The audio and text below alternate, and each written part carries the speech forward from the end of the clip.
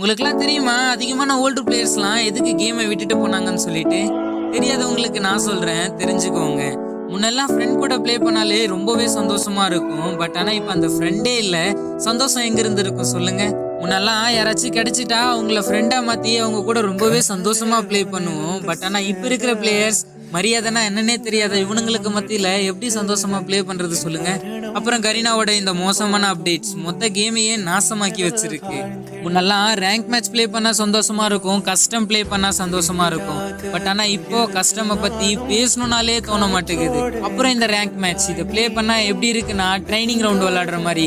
Enemy சாவறான் வரான் சாவறான் வரான்.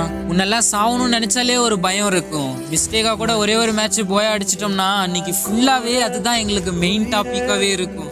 But ஆனா இப்ப இந்த கேம் அந்த மாதிரி இருக்கான்னு கேட்டா கிடையாது. ரியல் லைஃப்ல மட்டும்தான் காசு இருந்தா எல்லாமே நினைச்சிட்டு இருந்தோம். பட் ஆனா இப்ப கேம்லயும் அதே மாதிரி தான் இருக்கு.